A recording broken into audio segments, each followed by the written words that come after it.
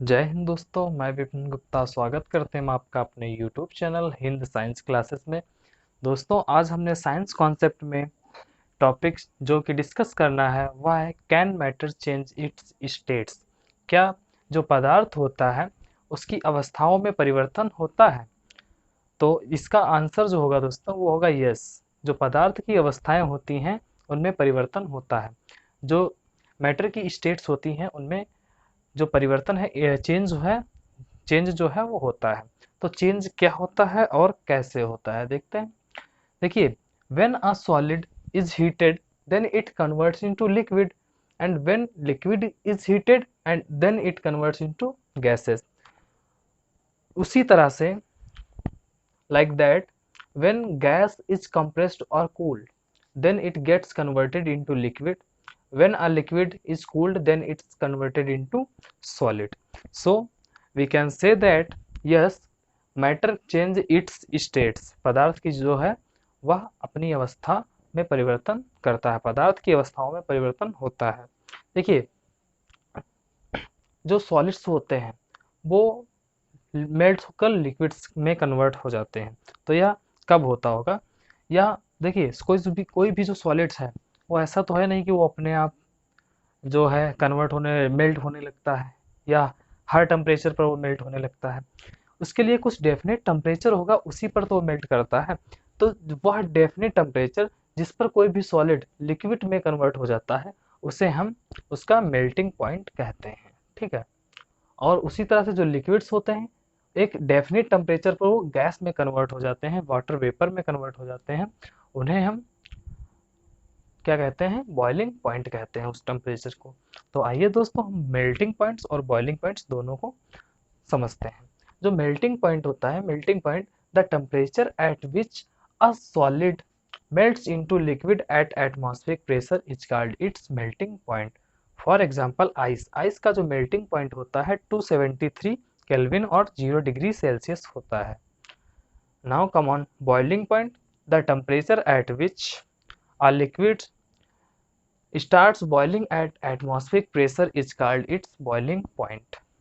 For example, water boiling point of water is 100 degree Celsius or 373 kelvin. I hope दोस्तों आप समझ गए होंगे।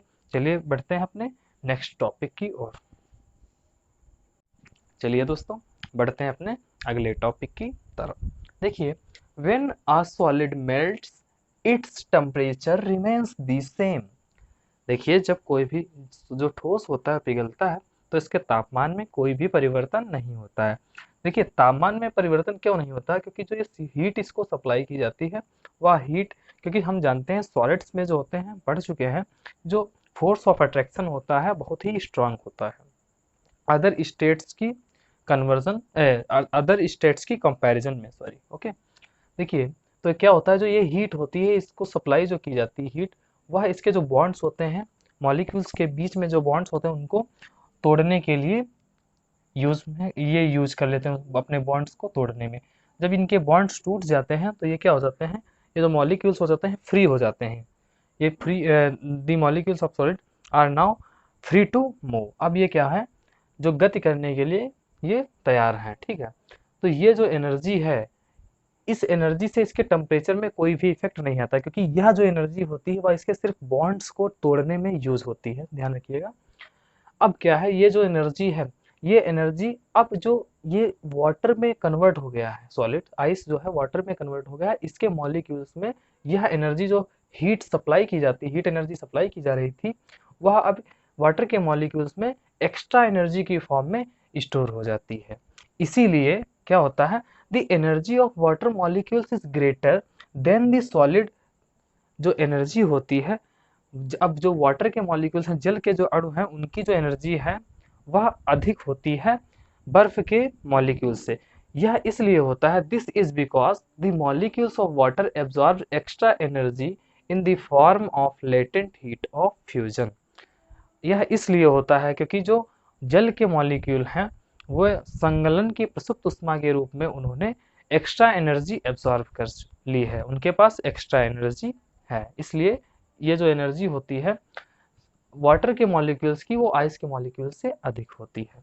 दोस्तों लेटेंट हीट ऑफ फ्यूजन जो है इसका ये कॉन्सेप्ट हम अभी आगे डिस्कस करेंगे।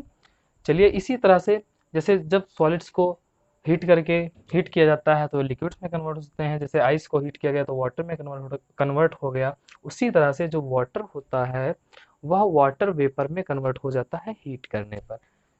When water is heated then its converts into water vapour. वहीं बॉइलिंग पॉइंट्स पे जो कॉन्सेप्ट अभी बता चुके हैं, बॉइलिंग पॉइंट्स पे क्या है, ये वाटर वेपर में कन्वर्ट हो जाएगा। तो वाटर वेपर में जब ये कन्वर्ट हो जाता है तो जो वाटर वेपर के मॉलिक्यूल्स होते हैं उसकी जो एनर्जी होती है वह जो वाटर के मॉलिक्यूल्स होते हैं उनसे अधिक होती है। अधिक क्यों होती है? बिल्कुल सेम कॉन्सेप्ट्स सॉलिड्स के जो आइस और वाटर का था उसी तरह से। The energy of water vapour molecules is greater than the molecules of water. This is because the molecules of water vapour absorbs the extra energy in the form of latent heat of vaporization। देखिए जो जल के अणु होते हैं उनकी और जो अब वाष्प वाटर जल वाष्प के कण हैं उनके बीच में जो कंपैरिजन है एनर्जी का, देखिए उसमें क्या है, वाटर वेपर के जो मॉलिक्यूल्स होते हैं उनकी एनर्जी वाटर के जो मॉलिक्यूल्स होते हैं इनसे अधिक होती है। अधिक क्यों होती है? क्योंकि जो वाटर वेपर के जो मॉलिक्यूल्स हैं वो जो हीट वाटर को सप्लाई की गई थी उसको एक्स्ट्रा एनर्जी की फॉर्म में इन्होंने स्टोर कर लिया, और वह एक्स्ट्रा एनर्जी जो होती है लेटेंट हीट ऑफ वेपोराइजेशन, वाष्पन की गुप्त उष्मा के रूप में उन्होंने एक्स्ट्रा एनर्जी जो है स्टोर कर ली है या एब्जॉर्व कर ली। इसलिए जो अब जो वाटर वेपर के मॉलिक्यूल्स होते हैं उनकी एनर्जी जो होती है वाटर के मॉलिक्यूल्स से अधिक होती है। उम्मीद करते हैं दोस्तों ये चीज़ भी समझ में आ गई होगी। अब हम लेटेंट हीट ऑफ फ्यूजन और latent heat of vaporisation discuss करेंगे। चलिए दोस्तों अब डिस्कस करते हैं कि latent heat of fusion. Latent heat of fusion क्या होती है? The amount of heat energy which is required to change 1 kg solid into liquid at atmospheric pressure at its melting point.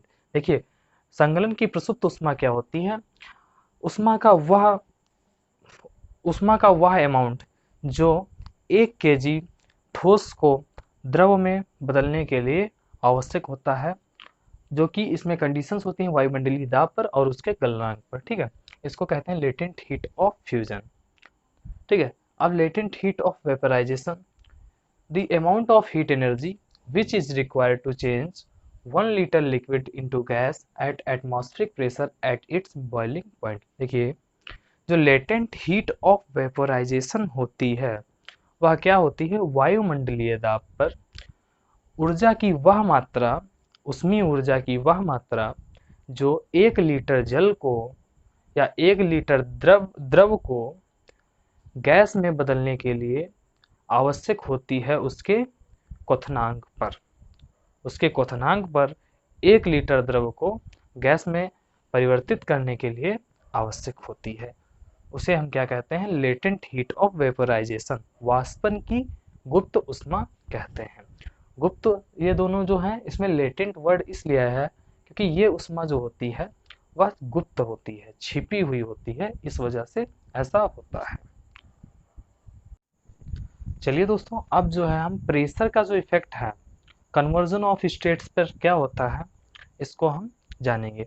दोस्तों effect of change of pressure, pressure बढ़ाने से क्या होता है कि प्रेशर बढ़ाने से और तापमान कम करने से जो गैसेस होती हैं उनको लिक्विफाई किया जा सकता है। तो लिखेंगे we can liquefy gases by increasing pressure and decreasing its temperature, okay, we can liquefy gases by increasing pressure and decreasing its temperature। so इसको हम एक एग्जांपल से देखते हैं। जैसे किसी पिस्टन में गैस के मॉलिक्यूल्स हैं, गैस है, ठीक है, किसी भी वेसल में गैस है उसको पिस्टन में डालने पर, उसमें पिस्टन में डालने पर प्रेशर अप्लाई करने पर क्या है, प्रेशर अप्लाई करने पर, जो प्रेशर इंक्रीज करने पर, प्रेशर को इंक्रीज करने पर क्या होता है, जो ये गैस है, यहाँ पर decreasing temperature, decreasing temperature, temperature को क्या करते हैं, टेम्परेचर को कम कर देते हैं, है ना। तो टेम्परेचर को कम करने पर क्या होता है, और प्रेशर को बढ़ाने पर जो ये गैसेस होती हैं ये लिक्विड की फॉर्म में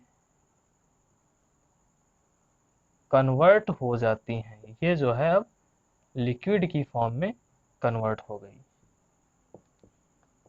लिक्विड की फॉर्म में कन्वर्ट हो गई। तो दोस्तों हमने देखा कि effect of change of pressure, जो दाब में परिवर्तन का जो प्रभाव होता है वह भी क्या, जो पदार्थ की जो अवस्थाएं होती हैं उन पर क्या पड़ता है। तो ये हमने देख लिया। इसमें एक टर्म आया है प्रेशर। दोस्तों जो प्रेशर होता है, प्रेशर, इसकी एसआई यूनिट होती है, एसआई यूनिट इसकी होती है पास्कल। पास्कल, पास्कल को शॉर्ट में पीए से डिनोट करते हैं। और एक होता है atmospheric pressure, atmospheric pressure, atmospheric atmospheric pressure, atmospheric pressure की यूनिट होती है एटमॉस्फेयर। क्या होती है दोस्तों, एटमॉस्फेयर। एटमॉस्फेयर को शॉर्ट में एटीएम से डिनोट करते हैं, एटीएम से डिनोट करते हैं। और 1 एटमॉस्फेयर इक्वल्स टू कितना होता है, 1 atmosphere equals to 1.01 into 10⁵ pascal होता है। ये होता है, ये जो है इंटर कन्वर्जन इसका बहुत ही इंपॉर्टेंट है। इस तरह की चीज़ें कॉम्पिटिटिव एग्जाम्स में पूछ ली जाती हैं, कन्वर्जन करने के लिए इस तरह की यूनिट्स पूछ ली जाती हैं। और बेसिकली यूनिट भी पूछ ले, जैसे प्रेशर की यूनिट क्या होती है, या किसी और जो भी यूनिट्स हैं, टेम्परेचर की यूनिट, एसआई यूनिट क्या होती है, ये जो यूनिट्स होती हैं ये कॉम्पिटिटिव एग्जाम्स में अक्सर पूछ ली जाती हैं। तो दोस्तों उम्मीद करते हैं कि जो मैं समझाने का प्रयास मैं कर रहा था वो आपकी समझ में अब आ गया होगा। दोस्तों एक बार मैं व्हाइट बोर्ड से एकदम हट जाता हूँ, आप देख लीजिए। तो ठीक है दोस्तों, अब हम बढ़ते हैं अपने अगले टॉपिक की ओर, जिसमें हम अब देखेंगे कि जो कोल्ड वेजल्स होती हैं, मतलब जो कोल्ड वाटर से फिल्ड, कोल्ड वाटर या कोल्ड लिक्विड से फिल्ड जो वेजल्स होते हैं, उनके जो आउटर मोस्ट साइड होता है, आउटर सरफेस जो होती है, उस पर क्या होता है, जो स्मॉल ड्रॉपलेट्स के रूप में जो है वो वाटर जो है उन पर कलेक्ट हो जाता है। तो दोस्तों देखेंगे कि वो ऐसा, यह क्यों होता है, ऐसा क्यों होता है, क्या फैक्टर्स हैं जिसकी वजह से ऐसा होता है, इसको हम डिस्कस करेंगे। ओके, चलिए दोस्तों अब हम जो है इवापोरेशन को जानते हैं कि इवापोरेशन जो होता है, इवापोरेशन क्या होता है। तो इवापोरेशन क्या होता है, the phenomena of change of liquid into vapour at any temperature below its boiling point is called as evaporation. देखिए इवापोरेशन क्या होता है कि यह एक फेनोमेना है, किस चीज का, लिक्विड का, द्रव का वाष्प में परिवर्तित होने का एक क्या है, घटना है, जिसमें क्या होता है कि जब कोई द्रव वाष्प में उसके क्वथनांक के पहले, क्वथनांक के पहले के तापमान पर या क्वथनांक से नीचे के तापमान पर जब कोई भी द्रव गैस में परिवर्तित हो जाता है, कोई भी द्रव वाष्प में परिवर्तित हो जाता है, तो इसे हम इवोपरेशन कहते हैं। इवोपरेशन और जो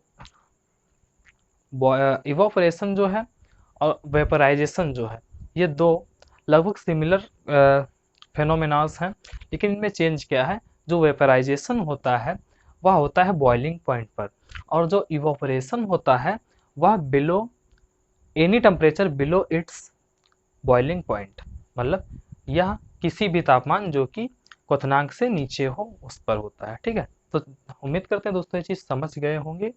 चलिए अब देखते हैं कि rate of evaporation increases with, जो इवापोरेशन की जो दर है वह बढ़ती है। कब बढ़ती है? First thing is that increase in surface area, जो सरफेस एरिया होता है उसको बढ़ाने पर क्या होता है? इवापोरेशन भी बढ़ता है। Second, increase in temperature, temperature को बढ़ाने पर भी जो इवापोरेशन होता है वह बढ़ता है। डिक्रीज इन ह्यूमिडिटी, जो ह्यूमिडिटी होती है आर्द्रता, आर्द्रता में जब कमी होती है तो इवापोरेशन जो होता है उसका रेट हाई होता है। ठीक है, अगला है कि इंक्रीज इन विंड स्पीड, जो वायु की गति होती है जब उसमें जब वायु की गति अधिक होती है, तेज होती है, तो रेट ऑफ इवापोरेशन भी अधिक होता है। तो दोस्तों यह था कि जिन फैक्टर्स पर इवापोरेशन डिपेंड करता था उन फैक्टर्स को हमने डिस्कस किया और उनका क्या प्रभाव होता है रेट ऑफ इवापोरेशन पर वह भी जान लिया। तो दोस्तों अब हम इवापोरेशन के कुछ काजेज होते हैं, मतलब कुछ इवापोरेशन के जो इफेक्ट्स होते हैं दूसरी चीज़ों पर, उनको जानेंगे। जैसे कि हाउ इवापोरेशन काजेस कूलिंग, कि जो इवापोरेशन है वो ठंडा कैसे, कि चीज़ों को ठंडा कैसे कर देता है, किस तरह से वह वर्क करता है कि चीज़ें जो हैं ठंडी हो जाती हैं इवापोरेशन की वजह से। दोस्तों यह हम जानते हैं। चलिए दोस्तों अब जो है हम इवापोरेशन की वजह से चीज़ें ठंडी कैसे हो जाती हैं इसको हम जानेंगे। How does evaporation cause cooling? देखिए, the heat energy equal to the heat of vaporization is absorbed from the body living the body cool. देखिए क्या होता है कि जब इवापोरेशन होता है तो जो लेटेंट हीट ऑफ वेपराइजेशन की फॉर्म में जो एनर्जी होती है वह एब्जॉर्ब हो जाती है। ठीक है, वह क्या हो जाती है? एब्जॉर्ब फ्रॉम दी बॉडी, जो बॉडी होता है उससे एब्जॉर्ब हो जाती है। अब जब लेटेंट हीट ऑफ वेपराइजेशन की फॉर्म में बॉडी से एब्जॉर्ब हो गई हीट, मतलब एब्जॉर्ब होकर निकल गई हीट, किसके साथ? जो मटेरियल या जो मैटर हमने या जो सबस्टांस हमने लिया था या जिस पर हम प्रैक्टिकल कर रहे थे, जिस पर हम चेक कर रहे थे चीज़ें कि इवापोरेशन से चीज़ें कैसे ठंडी हो जाती हैं। तो उसमें क्या होगा कि जब जो है ये लेटेंट हीट ऑफ वेपराइजेशन की फॉर्म में एब्जॉर्ब हो जाती है बॉडी से और बॉडी को ठंडा कर देती है। ठीक है, लेटेंट हीट ऑफ वेपराइजेशन की फॉर्म में एब्जॉर्ब होकर चली गई तो एनर्जी जो थी वो क्या हुई? उसमें कम हो गई, मतलब उसकी एनर्जी जो है क्या कम हो गई। एनर्जी कम होने का मतलब क्या है? टेम्परेचर जो है वो कम हुआ। टेम्परेचर कम होने पर चीज़ें कैसी महसूस होती हैं? ठंडी। जितना ही कम टेम्परेचर होगा तो चीज़ें हमें कैसी लगती हैं? ठंडी महसूस होती हैं। यही कॉन्सेप्ट होता है। फॉर एग्जाम्पल हम इसको पेट्रोल या एसीटोन के एग्जाम्पल, एसीटोन होता है जो नेल पॉलिश रिमूवर होता है उसको एसीटोन कहते हैं, एसीटोन ही होता है। तो क्या करते हैं, जैसे पेट्रोल है, पेट्रोल को जब हम अपनी हथेली पर लेते हैं तो देखिए कि जैसे हम पेट्रोल को अपनी हथेली पर लेते हैं, जैसे जैसे पेट्रोल जो है वेपराइज होना स्टार्ट कर दे, इवापोरेट होना स्टार्ट कर देता है। सॉरी, वेपराइज यहाँ पर वर्ड यूज़ नहीं करेंगे क्योंकि यहाँ पर कोई भी टेम्परेचर उसको हीट नहीं किया जा रहा है, ये स्वतः ही होता है बॉइलिंग पॉइंट से नीचे के टेम्परेचर, इसीलिए हम इसको इवापोरेशन कहेंगे। देखिए जब हम पेट्रोल अपनी हथेली पर लेते हैं तो वेपरेट होना स्टार्ट कर देता है। जैसे जैसे वेपराइजेशन होता है तो हमारी जो पाम होती है हथेली वो ठंडा महसूस होती है। देखिए कभी पेट्रोल लेकर हथेली पर, तो पेट्रोल जैसे हथेली पर लेंगे तो जैसे वो इवापोरेट होगा तो हमारी हथेली ठंडी लगेगी।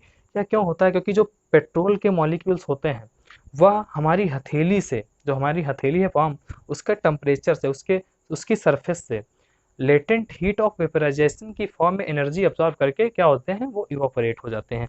जब वो हमारी जो पाम है उससे एनर्जी लेकर इवापोरेट हो गए तो हमारी पाम जो है आसपास का जो एरिया है उसके, वहाँ पर एनर्जी की क्या होगी? कमी। एनर्जी की कमी मीन्स टेम्परेचर में कमी, डिक्रीज इन टेम्परेचर। जब किसी भी सरफेस का टेम्परेचर कम होता है दोस्तों तो वहाँ पर हमें कैसा महसूस होगा? तो हमें ठंडा महसूस होता है। यही जो है फैक्ट, यही इसका रीजन है कि चीज़ें जो है वो इवापोरेशन जिस सरफेस पे होता है वह सरफेस ठंडी महसूस होती है। तो दोस्तों उम्मीद करते हैं यह कॉन्सेप्ट भी आपकी समझ में आ गया होगा।